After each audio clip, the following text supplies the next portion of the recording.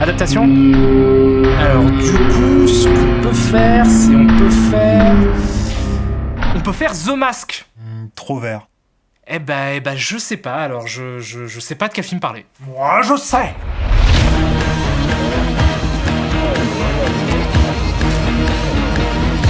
Alors, Piège à Hong Kong ou Knock Off en version originale, ce qui pourrait être littéralement traduit par Contrefaçon en français, est un film américain sorti le 4 septembre 1998 aux États-Unis et réalisé par Tsui Hark, réalisateur, producteur, scénariste et acteur occasionnel hongkongais né au Vietnam, diplômé en cinéma de l'université d'Austin au Texas et une des figures majeures de la nouvelle vague hongkongaise, un mouvement qui a eu lieu de la fin des années 70 au milieu des années 80 et qui englobe tout un tas de films de tout un tas de réalisateurs différents, sans véritable point commun, si ce n'est, comme pour la nouvelle vague française et le nouvel Hollywood aux États-Unis, une volonté de dynamiter les codes des cinémas traditionnels de leurs pays respectifs. Noble démarche. D'accord. Bonjour. Et efficace par-dessus le marché puisqu'elle a participé à remettre le cinéma hongkongais sur le devant de la scène, ce qui a donné naissance dans les années 80 et 90 à un nombre incalculable de films qui ont eu un rayonnement international. Je suis sûr que vous en connaissez déjà beaucoup, mais je profite de l'occasion pour vous en recommander 2 ou 3 comme le superbe Chungking Express de Wong Kar-wai, Une balle dans la tête de John Woo ou encore le dément The Blade de Tsui Hark, le réalisateur qui nous intéresse aujourd'hui, qui a commencé sa carrière de cinéaste en 1979 avec The Butterfly Murders, qui déjà avait pour ambition de tordre le genre du film de sabre hongkongais pour lui donner des aspects de fable sociale fantastique moderne. Depuis, Tsui Hark a réalisé et ou produit plus d'une cinquantaine de films, parfois un peu nazes, souvent très bons, et quelquefois même absolument géniaux. Je vous recommande d'ailleurs volontiers la série des Il était une fois en Chine, le sublime The Lovers en 1994, ou encore l'excellent L'Enfer des Arbres en 1980. Bref, je pourrais vous parler des heures de Tsui Hark, de cinéma hongkongais, de tous ces super films qui ont fait mon enfance, mais tout ceci ne constitue en réalité qu'une partie de l'infernal puzzle qu'est le film dont on va parler aujourd'hui. Et pour trouver les pièces manquantes, il faut aller voir vachement plus près de chez nous, en Belgique, pays de naissance de notre ami Jean-Claude Van Damme, pour qui je ne cache plus ma sympathie depuis très longtemps, au point que je me suis même rendu compte un jour que j'étais content juste en entendant son nom dans des bandes annonces, ce qui arrive super souvent quand on y pense. Jean-Claude Van Damme. Jean-Claude Van Damme. Jean-Claude Van Damme. Jean-Claude Van Damme. Jean-Claude Van Damme. Jean-Claude Van Damme. Jean-Claude Van Damme. Jean-Claude Van Damme. Jean-Claude Van Damme. Jean-Claude Van Damme. Jean-Claude Van Damme. Van Damme. Jean-Claude Van Damme. It's Van Damme versus Van Damme. Jean-Claude Van Damme.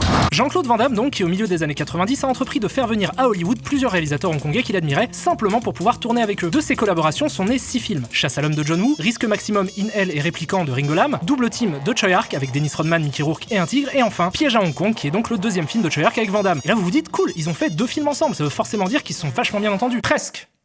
Dans le sens pas du tout du mot presque. Puisqu'à l'inverse de John Woo, qui a réussi rapidement à se faire sa place dans le cinéma d'action hollywoodien après ses fresques vandamières, Tsui Hark sortira frustré de son expérience américaine et aura l'impression d'avoir été dépossédé de ses films par les studios, ce qui lui fera rapidement quitter les États-Unis et retourner faire des films à Hong Kong après une petite pause de 2 ans. Il reviendra en 2000 avec l'excellent Time and Tide et continuera sa carrière qui d'ailleurs se poursuit toujours aujourd'hui avec des films comme La bataille de la montagne du tigre. Le film qui nous intéresse aujourd'hui est donc le film du divorce entre Tsui Hark et Hollywood, l'acte de décès d'une perspective avortée qui aurait pu nous donner à voir un des piliers du cinéma hongkongais, amorcer un tournant international dans sa carrière. Un film donc qui pleure sous le signe des rêves brisés sur la tombe de l'espoir, et si tout cela vous rend un peu morose, n'ayez crainte, il y a cette scène.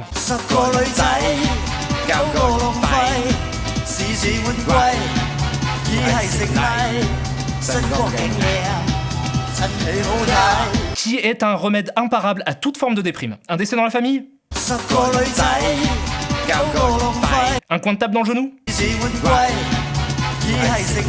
Donc, Piège à Hong Kong se déroule à Hong Kong évidemment en 1997, quelques jours avant la rétrocession de Hong Kong à la Chine par le Royaume-Uni, après 150 ans de pouvoir dicté par des Occidentaux et marquant la fin de l'Empire britannique. Et c'est dans ce contexte trouble et incertain que nous sommes présentés au héros de notre histoire, Marcus Ray, représentant commercial pour la marque de jeans V6, interprété par Jean-Claude Van Damme, qui bosse avec son bon ami Tommy Hendrix, interprété lui par Rob Schneider, acteur à la filmographie existante. Oui. Donc au départ, on suit le quotidien de ces 2 gars-là qui consistent à gérer leur commerce pas très consciencieusement étant donné qu'une partie de leur stock est constituée de produits de contrefaçon et que Marcus a l'air de traîner avec des gens pas super recommandables comme son ami de longue date, Eddie, dont le cousin est un mafieux local. Ding ding. Voilà, ça, c'est le postulat de départ. Petite course de pouce-pouce? Allez. Ouais, donc il se passe ça, il y a cette course de pouce-pouce, ce qui est... Bon, surprenant, hein, mais surtout illégal et super dangereux parce que personne dans la ville n'a été prévenu, alors que ça a l'air d'être un gros événement quand même, c'est assez ouf. Ok, pardon, pause. Une petite seconde. Est-ce que Rob Schneider vient de fouetter le cul de Jean-Claude Van Damme avec une anguille? Allez, vous êtes, maintenant tu allez secoue-toi. Alors je sais que la blague du camoulox a déjà beaucoup été faite, mais il y a Rob Schneider qui fouette le cul de Jean-Claude Van Damme dans une course de pouce-pouce. Mais arrête! Revenons à la course donc où Marcus se débrouille plutôt bien au départ, mais malheureusement des méchants russes surgissent de nulle part et kidnappent et assassinent Eddie, l'ami de Marcus, qui participait aussi à la course. Donc Van Damme étant Van Damme, il poursuit les méchants russes et les accroche en pouce-pouce, ce qui au final cause perte et fracas dans une épicerie. S'ensuit une bagarre entre Van Damme et les Russes, au terme de laquelle on comprend que ce n'est pas Eddie qui a été tué, mais un sosie qu'Eddie utilisait pour tricher au pouce-pouce. Et en plus de tout ça, ils se font remonter les bretelles par leur supérieur hiérarchique pour avoir livré des jeans contrefaits. Un joyeux bordel donc qui gagne encore en complexité quand on apprend, et attention tenez-vous bien, c'est la révélation la plus chelou du monde, que Rob Schneider est un agent infiltré de la CIA qui bosse pour ce mec-là, joué par Paul Sorvino, qui lui enquête donc sur la mafia russe. Un twist plutôt surprenant qui provoque chez Van Damme une incontrôlable passion pour les avions, et quelques scènes d'action plus tard, il comprend que ces deux problèmes sont liés, puisque le plan des Russes est de cacher des nanobombes dans tout un tas de produits de contrefaçon, dont les jeans qu'il vend, des nanobombes qui font des flammes vertes. Exactement comme cet incroyable briquet Euro 2016, regardez, sans trucage.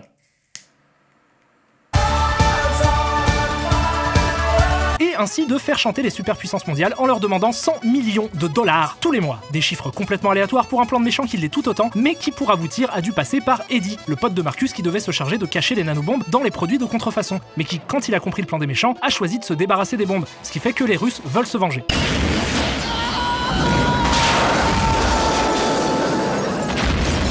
Bon, ça c'est fait. Heureusement, face à cette sombre affaire, la CIA a engagé les meilleurs techniciens qui prennent même le temps de modéliser en 3D les mains qui leur tendent des objets et d'illustrer le plan des méchants par une incroyable animation. Big up aux graphistes qui, en plus, sont obligés de bosser dans le Tiantan Buddha, c'est une grosse statue de Bouddha à Hong Kong qui sert de planque à la CIA. Ils sont 4. C'est-à-dire qu'ils tiennent dans un 50 mètres carrés. Mais ça, c'est typique de la CIA. Ça, c'est toujours on veut droguer des cobayes humains pour tester des nouvelles techniques de manipulation mentale. On veut habiter dans le gros Bouddha. Bref, vous allez voir qu'à partir de maintenant et jusqu'à la fin, le film se lance dans une course déchaînée au retournement de situation qu'il m'est franchement impossible d'expliquer sans illustration. Je vous propose donc de regarder la séquence qui suit en qui que c'est qui est gentil, qui que c'est qui est méchant et qui que c'est qui est mort vision. Donc, d'un côté, on a les gentils avec Marcus, Tommy, son collègue qui est en fait un agent de la CIA, Harry, un autre agent de la CIA, Karen, leur supérieur hiérarchique dans la boîte de jeans, Eddie qui est mort et son cousin mafieux Skinny qui pense que Marcus a tué Eddie. T'es un homme mort! Tu as tué Eddie! De l'autre, on a les méchants qui pour l'instant sont tout un tas de Russes. Dit comme ça, c'est super simple. Sauf que Van Damme comprend que Skinny était en fait un méchant qui bosse avec les Russes, donc il le kidnappe et l'emmène à Harry. Mais Van Damme découvre aussi que Karen était présente au moment du meurtre d'Eddie, ce qui selon lui fait d'elle une méchante également. Ensuite, une explosion détruit le gros Bouddha et tue Harry et Skinny. Ils sont donc morts. Cependant, il s'avère que Karen est en réalité un agent infiltré de la CIA, donc une gentille. Puis, elle et Tommy se font kidnapper par les Russes et Marcus va les sauver. On apprend alors que Harry n'est pas mort et qu'il a réussi à survivre à l'explosion. Super nouvelle. Néanmoins, pas si bonne que ça puisque Harry était depuis le début un agent double qui bossait pour les Russes, ce qui fait de lui un méchant. Et je suppose que la façon dont je vous raconte ça vous fait comprendre que ce qui est important c'est que c'est super confus. Mais en fait, ce qui est incroyable dans ce scénario, c'est pas que tout le monde soit quelqu'un qu'il ne semble pas être, mais juste que, de tous les personnages du film, le seul qui ne fait pas partie d'un gang, d'une mafia ou d'une organisation gouvernementale, c'est celui interprété par Jean-Claude Van Damme. Ce qui signifie qu'il est le seul personnage qui, supposément, n'a pas reçu d'entraînement. Alors peut-être a-t-il un passif de super soldat, mais c'est pas précisé dans le film. Donc, à ce qu'on sache, Jean-Claude Van Damme, dans ce film, joue un vendeur de jeans. Et je suis sûr qu'il y a plein de vendeurs de jeans super badass dans le monde, mais là, il arrive à tenir tête à la mafia russe, à la mafia hongkongaise, à la CIA, même à des marchands de fruits. C'est quand même vraiment étrange dans cet univers où n'importe qui dans la rue peut être un agent double de se dire que ce mec-là est juste un expatrié lambda. Sauf que c'est pas un expatrié lambda.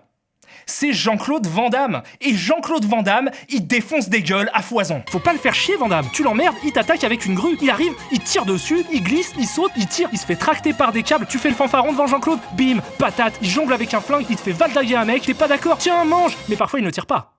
Parce que c'est aussi ça, être un héros. Être un héros, c'est aussi comprendre que le monde n'est pas... Non, je déconne. Il tranche la gorge de ton pote avec ta propre arme, il te décapite et après il te lance des containers à la gueule que t'as plus. T'as pris tes pilules? Plein. Donc vous vous doutez bien que la conclusion du film va être assez convenue. Van Damme et les gentils s'en sortent, les bombes sont neutralisées et les méchants sont vaincus, à l'exception d'Harry, le traître. Ce qui va nous emmener à la dernière scène du film, qui est...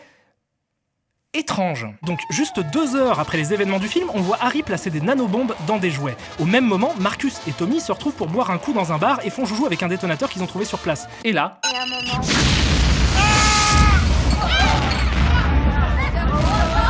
À ta place, je laisserai courir. On n'est pas doué en électronique.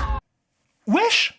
Il y a tellement de problèmes dans cette micro-séquence de quelques secondes, c'est incroyable. Déjà, bon, c'est un détail, mais c'est pas une fenêtre, ça. Ça, c'est un écran. Ensuite, qu'est-ce que ces 2 gars foutent là à se bourrer la gueule 2 heures après avoir tué des dizaines de terroristes russes? Y a pas genre des papiers à remplir? Et puisqu'on en est à parler de conscience professionnelle, quel agent de la CIA se balade bourré avec un détonateur? Bon, sûrement plus que ce qu'on peut imaginer. Oublions ça aussi. Le plus important, c'est...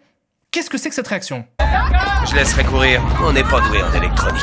Parce que là, c'est pas juste étrange, c'est dérangeant. Déjà parce qu'il faut être complètement con pour pas faire le lien entre le fait qu'ils viennent d'appuyer sur un détonateur et l'explosion, une explosion verte, et surtout parce que, même si ça n'avait rien à voir, il y a quand même une énorme explosion chez le voisin. C'est qu'il faut faire quelque chose, surtout si on est de la CIA. Faut pas juste rester là, à boire des coups devant la télé. Mais ils s'arrêtent pas en plus. Mais vous êtes des gens mauvais, ma parole, mais c'est pas possible. Fermez vos gueules! Ok, stop, on arrête ce calvaire, le film est fini. Vous en avez pensé quoi? Nul.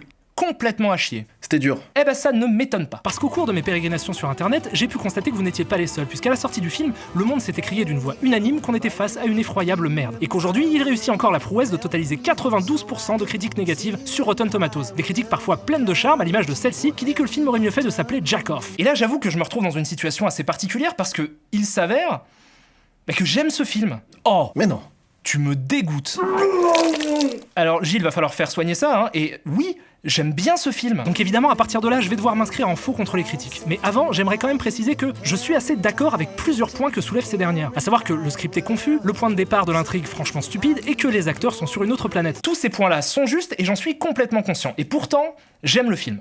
Pourquoi? Essayons d'abord de le resituer dans son contexte. Comme je le disais au début, Piège à Hong Kong est le second film américain de Tsui Hark, le premier étant Double Team en 1997, déjà avec Van Damme. Et ce qu'il faut bien comprendre, c'est qu'en 1997, Tsui Hark avait déjà derrière lui presque 20 ans de carrière à Hong Kong et une trentaine de films réalisés, sans compter ceux qu'il a produits et ou écrits. Bref, c'était une superstar. Mais la superstar d'une industrie sur le déclin, puisqu'au milieu des années 90, le cinéma hongkongais sort de son âge d'or et amorce une longue chute libre. Le nombre de films produits par an descend drastiquement et les spectateurs se dirigent progressivement vers des grosses productions américaines. Si bien qu'au final, entre 1992 et 1999, le chiffre d'affaires de l'industrie passe de 1,2 milliard de dollars hongkongais à 345 millions. La faute à plusieurs facteurs divers et variés, comme la crise économique asiatique de 1997, l'augmentation du prix des tickets ou encore le développement du piratage des films en Asie du Sud-Est. Donc déjà, c'est une époque pas facile. Mais en plus de ça, le contexte politique rend les choses encore plus compliquées. Car à l'approche de la rétrocession de Hong Kong à la Chine, plusieurs stars hongkongaises décident de partir pour les États-Unis. Alors, je sais pas exactement s'il y a un lien direct entre leur départ et la rétrocession, mais les dates collent, et il existait à l'époque une réelle crainte de beaucoup de Hongkongais quant à l'avenir de la future ex-colonie, qui redoutait un régime chinois trop répressif. Bref, que ce soit lié ou pas, on a vu quelques réalisateurs hongkongais partir vers l'Occident. Et selon moi, ces départs sont symptomatiques d'un large processus d'appropriation culturelle qui a vu Hollywood siphonner littéralement le cinéma d'action hongkongais, de ses audaces formelles à ses chorégraphies. C'est pas du tout une critique parce que ça, en vrai, tous les pays le font, et le cinéma hongkongais de cette époque-là, bien évidemment, était inspiré de cinéastes étrangers aussi. Par contre, dès lors qu'il s'agit de faire venir des gens,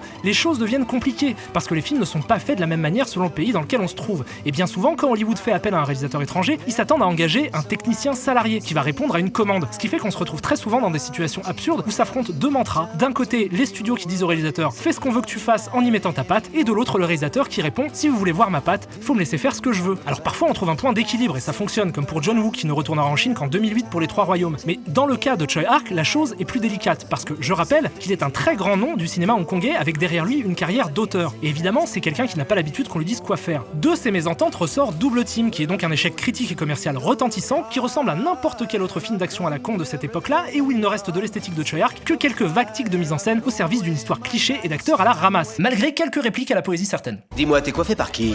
Achille ou Zavata? Le dernier qui s'est foutu de mes cheveux, je lui ai carré la tête dans le cul jusqu'au poumon.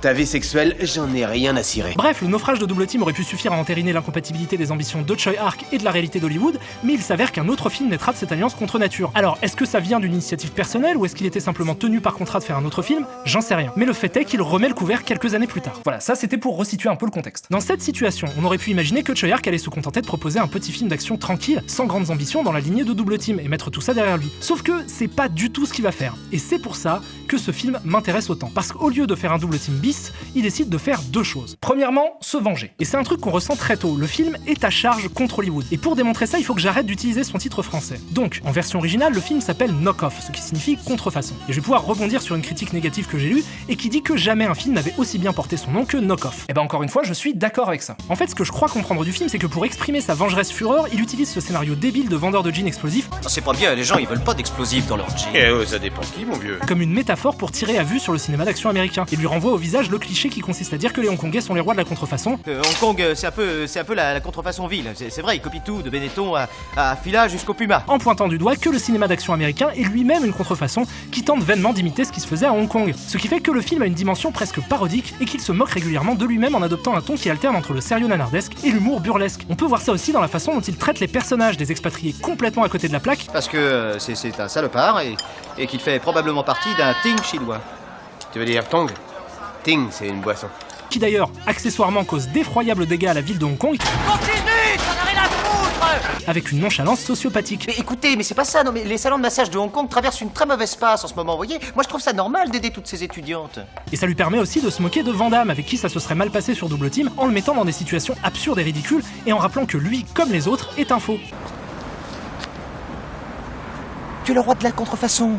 C'est pour ça que le scénario est rempli de retournements de situation sur l'identité des personnages, parce qu'ils sont tous des contrefaçons, comme le film est une contrefaçon. Et ça, c'est une thèse qu'on peut argumenter avec des répliques du film qui prennent un autre sens dès lors qu'on essaie de se souvenir de son titre. Il y a plusieurs exemples comme ça dans le film, mais je trouve que le plus probant c'est sa dernière réplique et les paroles de la chanson du générique de fin qui suit. La chanson s'appelle It's a Knockoff du groupe Sparks. Un film d'action où on transpire pas, j'appelle pas ça un film d'action, moi. Ouais, on cuit là-dedans. Confess that this is really not my song. I bought it in Hong Kong. It's a knockoff. Donc voilà, tout ça pour dire que c'est un film beaucoup plus énervé et méchant qu'il n'y paraît, et on pourrait même peut-être aller un peu plus loin en se disant que le film traduit aussi de la sorte les craintes et l'incertitude de Hong Kong à la veille de la rétrocession et son ressentiment envers l'Occident. Enfin, on pourrait faire ça si c'était pas un film où Rob Schneider fouette le cul de Jean-Claude Van Damme avec une anguille. Mais le truc c'est que ce que je viens de vous dire là, ça rend pas le film meilleur à mes yeux. C'est pas parce que c'est cynique que j'apprécie le film, parce que quand bien même je salue l'audace de la démarche, c'est pas parce que le film se moque de la bêtise de son intrigue que son intrigue n'en demeure pas moins idiote. En fait, c'est quelque chose d'autre qui me plaît. Alors je vous ai dit qu'un des objectifs de Choi Ark était de se venger, mais pas seulement. Il y a un autre truc. Il s'entraîne. Et pour que ça saute aux yeux, il faut absolument que vous voyez son film d'après, Time and Tide. Déjà, parce que c'est selon moi un excellent film, et là pour le coup je pense qu'on est tous d'accord. Ouais. On est d'accord. Alors oui, mais en même On temps... est tous d'accord. Mais aussi parce qu'il est très intéressant à regarder après avoir vu Knock Off. Alors, j'adore Time and Tide, c'est un de mes films d'action préférés des années 2000. C'est bien joué, c'est nerveux, découpé, parfois confus, mais c'est surtout particulièrement inventif quand il s'agit de trouver des manières originales de montrer l'action. Je trouve ça génial à regarder. Il y a une idée originale par plan. Regardez-moi ça, putain, c'est complètement fou quoi.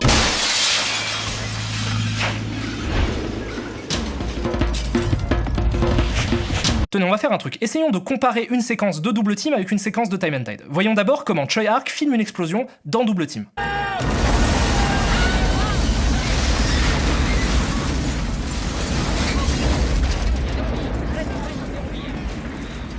Maintenant, regardons comment il filme une explosion dans Time and Tide.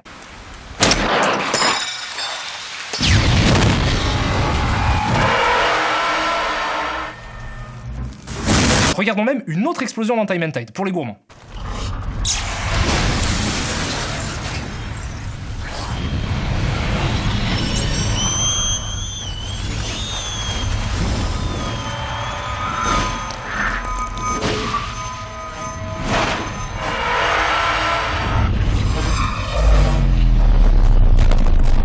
Au-delà du caractère convenu de la séquence de Double Team, ce que je trouve parlant, c'est que dans cette scène, ce qu'on nous montre, c'est un acteur. Le choix du cadre, le ralenti, sont au service de la représentation du personnage de Mickey Rourke. Parce que Double Team est un film d'action américain réalisé par Choi Ark. Time and Tide, au contraire, est un film de Choi Ark. Donc ce qu'on nous donne à voir dans Time and Tide, en fait, c'est le travail du réalisateur. Ce sont ces idées formelles qui constituent le principal intérêt du film. Et bien, il s'avère que nombre de ces idées viennent directement de Knock Off, que Choi Ark a réussi à tourner à Hong Kong, ce qui lui a permis d'avoir plus de liberté quant à sa façon de filmer, et qu'il a donc pu utiliser ce film pour expérimenter des idées de mise en scène et réfléchir à des manières créatives de filmer l'action. Il y a plein de plans de Time and Tide qui sont des suites logiques de plans de Knock Off. Et du coup, Knock Off peut être considéré comme un brouillon de Time and Tide. Et c'est pour ça que j'aime bien ce film. Parce que le fait qu'il utilise Knock Off comme brouillon, ça fait du film une œuvre riche en termes de mise en scène. Et il s'avère que j'adore ça. Je suis tout à fait d'accord pour dire que le film est mal écrit, mal joué, confus, et même parfois franchement juste méchant, mais je le trouve jouissif à regarder comme l'étrange objet filmique qu'il est. C'est-à-dire une sorte de parodie expérimentale burlesque de film d'action que je peux pas vraiment recommander à tout le monde, parce que beaucoup, je pense, le trouveront ridicule et vulgaire, mais qui moi me communique un sincère plaisir de cinéphile curieux, captivé par la seule envie de voir avec quel mouvement de caméra improbable on va me retourner le cerveau. Et je sais que je suis absolument minoritaire, donc j'ai pas envie de laisser penser que je suis dans une sorte de relativisme absolu où le bon et le mauvais n'existent pas. J'ai pas non plus envie de vous convaincre que mes goûts sont les bons, mais par contre, ce que je pense, c'est que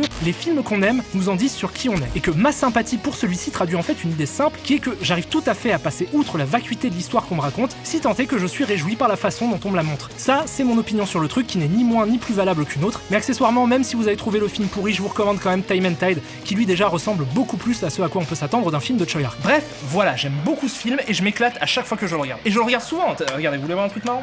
J'ai tellement usé le DVD, le truc il est tranchant comme une putain de lame de rasoir. Donc c'est un bon film? Eh ben oui, moi je trouve que c'est plutôt un bon film. Ça a l'air bien. Je ne l'ai jamais vu. Eh ben monsieur le régisseur moustachu Attends, mais c'est pas toi qui nous l'as filé le truc? Attention, un pastis. Où ça? Eh Oh pardon, je suis désolé.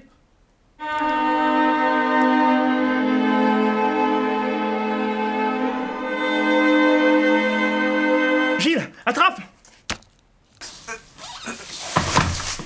On ne bouge plus. Jérémy? Eh ouais, mon pote. Mais pourquoi t'as un Beretta? Longue histoire. Ok. J'ai grandi dans le quartier difficile de Long Beach, en Californie, au sud de l'Oregon. Maman vendait du crack. Papa en achetait. C'est pas pour moi, votre truc. Moi, j'ai ma famille. J'ai mon rap. J'ai le petit qui va rentrer en third grade. Et je lui dis, mais vois ça, mec. Tu vas pas tout foutre en l'air pour des couleurs. Mais il voulait pas m'écouter. I can feel it. Et bah ça, à la base, c'était pour mon album. Mais bon, tu connais le music business. Et pourtant, c'était sa meilleure gagneuse. Mais peut-être que c'est vraiment ça, être responsable. Pourquoi j'ai un Beretta? Parce que le monde... Waouh! C'était une histoire super... Il est parti. Oh merde! Tonight's the night I get in some shit. Yeah. Deep cover on the incognito tip. Killing motherfuckers if I have to. Filling gaps too. Let your niggas know I'm coming at you. I guess that's part of the game. But I feel for the nigga who think he just gon' come and change things with the swiftness. So get it right with the quickness and let me handle my business. Yo, I'm on a mission and my mission won't